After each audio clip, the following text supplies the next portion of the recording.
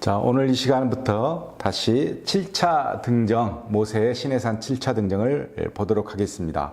자, 1차부터 6차까지 모세가 시내산에 올라왔고, 갔다 왔고, 이제 하나님의 돌판을 손에 들고 내려오는 길에 이스라엘 백성이 금송아지 사건이 있었고, 그 금송아지 사건으로 인해서 모세가 하나님께 중보적 기도를 하기 위해서 올라간 사건이 7차 시내산 등정이다, 이렇게 보시면 되겠습니다. 자, 내용을 살펴보면 자, 32장 30절부터 쭉 나와 있는데, 이튿날, 그러니까 금송아지 사건이 있은 후 이틀이 지나서 이제 모세가 시내산에 올라가 하나님께 이제 우리의 죄를 용서하여 주십시오 라고 기도하러 올라가고 큰 죄를 범하였다 고백합니다.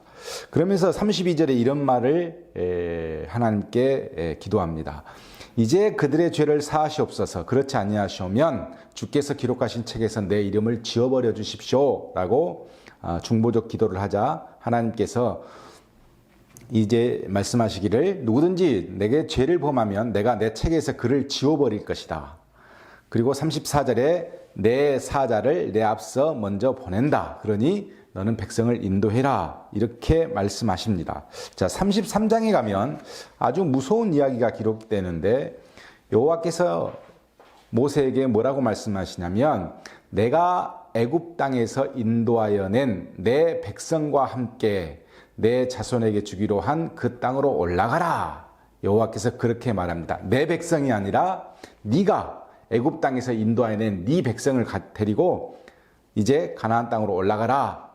그러면서 하시는 말씀이, 내가 사자를 너보다 앞서 보내어 적과 꿀이 흐르는 땅에 이르게 하거니와 나는 너희와 함께 올라가지 아니하리니 너희는 목이 곧은 백성이어서 중간에 내가 진멸할까 염려된다. 이렇게 말씀을 하시는 겁니다. 자, 왜 하나님께서 이스라엘 백성과 함께 가나안 땅에 가시는 것을 동행하는 것을 거부하셨냐면 이스라엘 백성들의 죄 때문이라고 그랬습니다. 그러니까 거룩하신 하나님은 죄의 속성을 가지고 있는 것과는 동행할 수 없다라는 것을 명백하게 말씀해 주시는 것이고, 죄의 속성과 함께 하실 수 없는 하나님은 언약의 백성이라 할지라도 그들의 죄가 해결되지 아니하면 함께 하실 수 없음을 우리가 인식해야 한다 하는 것입니다.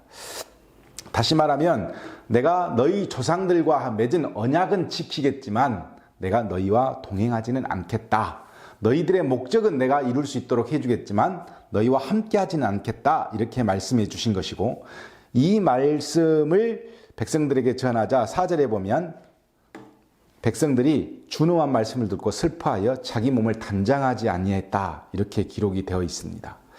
그러면서 하나님께서 5절에 참 재밌는 장면이 나오는데, 너희는 목이 아주 곧은 백성인데 너희를 진멸할까 하리니 너희들이 하나 문제가 되는 것이 있는데 너희의 장신구를 떼어 버려라 그랬어요. 여기서 장신구가 등장합니다. 장신구. 이 장신구는 뭘 의미하냐면, 자, 이스라엘 백성들이 가나안 땅에 들어가서 최소한의 생활을 유지하기 위한 일종의 비상금 형태와 같은 최소한의 물질을 자신들이 가지고 있는데 그걸 장신구였어요. 그래서 어찌됐든 내가 가나안 땅에 가면 먹고 살아야 되니까 최소한의 생계를 유지할 수 있는 그 무엇인가를 손에 쥐고 있었는데 그것이 장신구였습니다. 결국 이 장신구는 하나님 없이도 자신들 스스로 정착할 수 있는 어떤 기반을 마련하는데 사용되어졌기 때문에 하나님은 이것을 제거하라는 겁니다.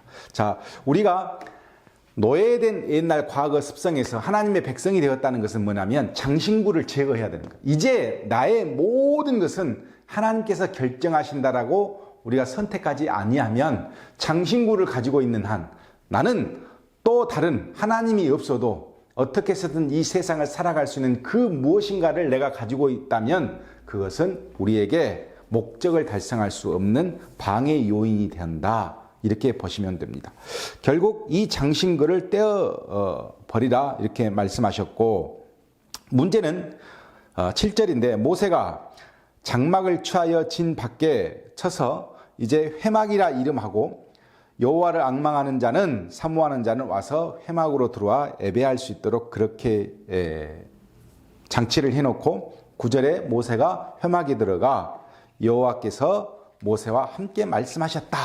이런 기록이 있습니다. 그리고 11절에 모세를 평가할 때 사람이 자기의 친구와 이야기함 같이 하나님께서 모세와 대면하여 말씀하셨는데 모세뿐만 아니라 눈의 아들 젊은 수종자 여호수아는 회막을 떠나지 아니했다. 이렇게 기록이 되어 있습니다. 자, 하나님께서는 이미 누구를 준비하고 있냐면 여호수아를 준비하고 있습니다.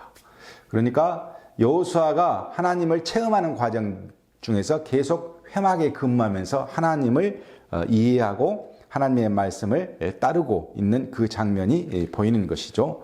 자, 그런데 모세가 이제 다시 중보 기도를 하기 시작하는 것이 12절부터 17절의 말씀인데 이제 회막에서 모세가 기도합니다. 시내산에서 기도하는 것이 아니라 이제 회막에서 기도를 하는데 이렇게 기도합니다. 주님, 이 백성을 인도하여 올라가라 하시면서 나와 함께 보낼 자를 내게 지시하지 않아 주셨습니다. 13절에 보면 내가 참으로 주의 목전에서 은총을 입었다면 주의 길을 내게 보여주시고 내게 주를 알리시고 이 족속을 주의 백성으로 여겨주십시오. 그랬더니 여호와께서 내가 친히 가리라. 그때 모세가 이렇게 말합니다. 주께서 친히 가시지 아니하시려거든 우리와 함께 하지 아니하시려거든 차라리 우리를 이곳에서 올려보내지 마십시오. 자, 하나님께서 뭐냐면 너희가 원하는 가나안 땅에는 내가 약속을 했으니까 들여보내주겠지만 너희와 함께 하고 싶지는 않다. 이렇게 말씀을 모세에게 하셨는데 모세가 뭐라고 받아들였냐면 우리의 목적을 달성하는 것이 중요한 것이 아니라 하나님의 뜻과 함께하는 것이 더 중요하니 하나님께서 함께 하시지 아니하시려면 우리의 목적을 꺾어주십시오. 하나님의 목적이 먼저입니까? 사람의 목적이 먼저입니까? 늘 우리가 이런 것들을 좀 고민해 보아야 할 장면이 여기서 등장합니다. 하나님은 우리의 목적과는 함께 하시지 않습니다. 우리는 죄의 원상이기 때문에. 그러나 하나님의 뜻과 함께 하려는 자에게는 하나님이 함께 해 주십니다. 그래서 모세는 하나님의 목적을 먼저 우선시했습니다. 그랬더니 17절 여호와께서 모세에게 내가 말하는 이 일도 내가 하리니 너는 내 목전에서 은총을 입었고 내가 이름으로도 너를 알미니라. 이렇게 모세와 함께 하심을 약속하십니다. 그랬더니 모세가 참 기가 막힌 기도를 합니다. 모세가 18절에 주의 영광을 내게 보여주십시오 그랬습니다. 자, 지금 하나님의 임재는 어떻게 되냐면 구름 또 우레 불 이 가운데서 하나님께서 임재하셨습니다. 그랬더니까 직접적으로 하나님의 어떤 대면한 것이 아니라 간접적인 대면이 이루어졌는데 이제 하나님과 직접적인 관계를 원합니다. 하나님과 완전한 관계를 가지고 싶다라고 하는 것이 모세의 기도였습니다. 그랬더니 하나님께서 19절에 대답해 주십니다. 내가 내 모든 선한 것으로 내 앞으로 지나가게 하고 여호와의 이름을 내 앞에 선포하리라. 나는 은혜를 베푸고 긍휼히 여길 자에게 긍휼을 베푼다. 이렇게 말씀하시면서 20절에 내가 내 얼굴을 보지 못하리니 내 영광이 지나갈 때에 내 등은 볼 것이요 얼굴은 보지 못하리라. 이렇게 말씀해 주십니다. 자, 나를 보고 살 자가 없다. 하나님께서 또 이런 말씀도 해주시는데 하나님은 거룩하신 분이고 우리는 죄인이기 때문에 우리 죄인이 하나님의 거룩함을 본다는 것은 이해 있을 수가 없는 일이겠죠. 그래서 하나님께서 뭐라고 말씀하시냐면 등은 볼 것이요 얼굴은 보지 못한다 그랬습니다. 어떤 인간도 하나님을 직접적으로 이해하고 볼 수 있는 인간은 없다는 뜻입니다. 자, 하나님의 현존하신 역사인데 자, 중요한 것은 우리가 하나님의 역사를 하나님의 어떤 존재를 직접 그 시간에 다 이해하고 본 사람은 이 세상에 인간은 없습니다. 하나님께서 하시고 다 지나가면 우리는 아, 하나님께서 하셨구나 라고 뒤에서 하나님이 스치고 지나가는 등만 보고 이해할 뿐입니다. 다시 말씀드리면 하나님의 존재에 대해서 우리는 이해할 수 없는 사람들이고 그것을 그 순간 하나님께서 하셨구나 라고 완전하게 설득되어질 수 있는 뇌를 가진 인간이 아니에요. 따라서 우리는 늘 하나님의 흔적만 보고 하나님을 이해합니다. 그 어떤 인간도 있을 수 없는 것이죠. 그래서 모세에게 하나님은 등을 보여주시죠. 자, 그 다음 이제 34장에 가면 모세의 8차 시내산 등정이 시작되어집니다. 자, 8차 시내산 등정은 왜 그러냐면 6차 때 가지고 온 돌판을 모세가 깨뜨렸기 때문에 하나님께서 모세에게 다시 돌판을 준비하라 말씀하시고, 자, 돌판이 깨졌다는 것은 언약이 파괴됐다는 겁니다. 그래서 우상 숭배와 함께 언약이 깨졌기 때문에 다시 재갱신을 해야 하는 상황이 바로 8차 시내산 등정 사건입니다. 자, 보시면 34장에 하나님께서 모세에게 너는 돌판 둘을 처음 것과 같이 다듬어 만들라 그랬어요. 모세가 만들어서 가지고 올라오라 그러시면서 4절에 보면 모세가 돌판 둘을 처음 것과 같이 깎아 만들고 시내산으로 올라갔다. 그랬더니 5절에 보니까 여호와께서 구름 가운데 강림하셔서 여호와의 성품을 나타내시고, 그러면서 모세가 이렇게 말합니다. 주는 우리와 동행하여 주십시오. 그리고 9절에 보면 악을 사하여 주시고, 악과 죄를 사하여 주시고 우리를 주의 기업으로 삼아 주십시오 라고 기도를 하자 여호와께서 10절에 보면 언약을 세우나니 아무 국민에게도 행하지 아니한 이적을 너희 전체 백성 앞에서 행할 것이다.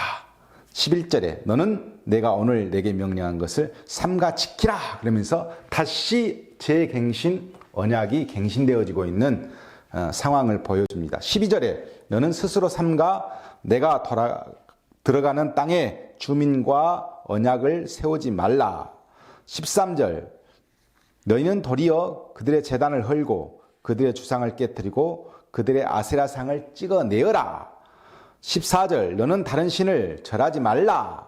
16절 내가 그들의 딸들과 내 아들들의 아내로 삼았으므로 그들의 신들을 음란하게 섬길까 함이니라.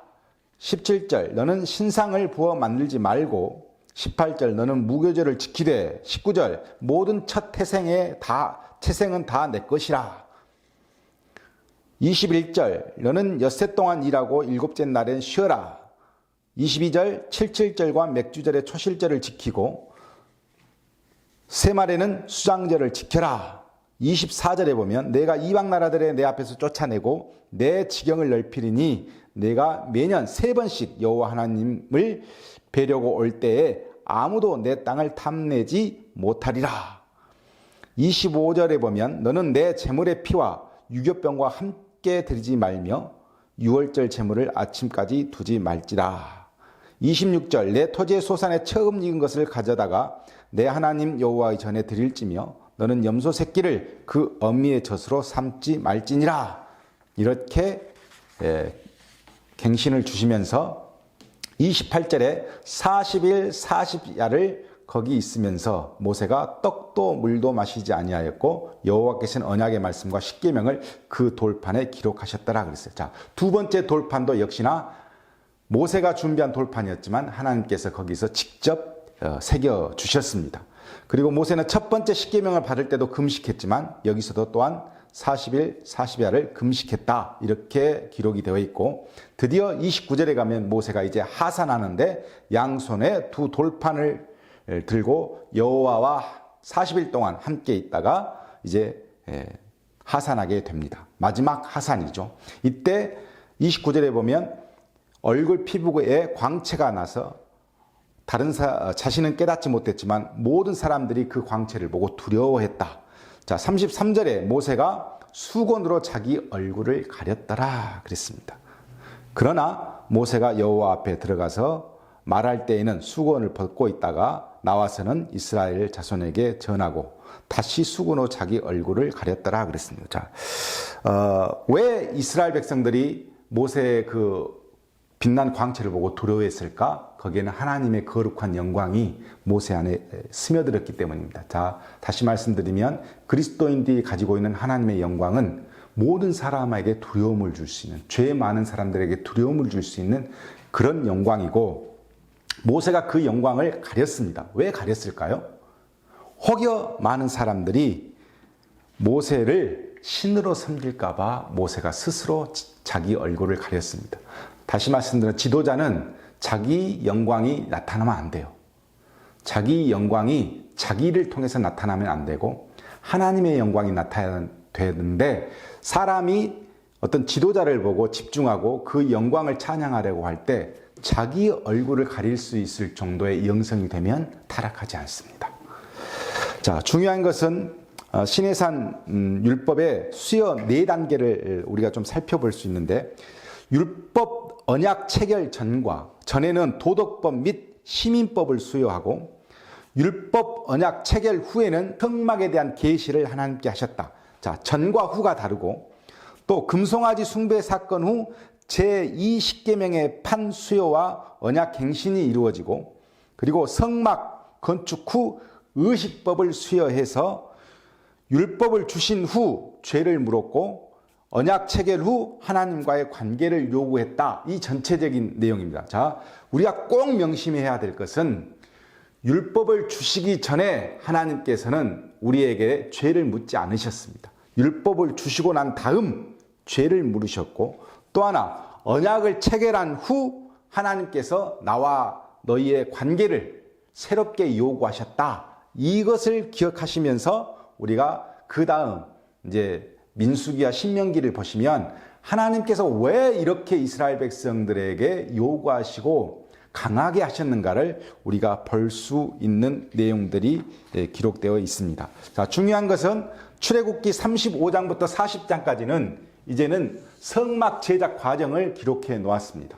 따라서 이 35장부터 40장까지는 레위기의 내용이 다 기록이 되어 있기 때문에 나중에 레위기를 우리가 살펴볼 때 볼 것이고, 이 레위기는 나중에 저와 여러분이 성막 전체를 한번 살펴볼 때 보게 될 것이고, 우리는 이제 민수기로 넘어갑니다.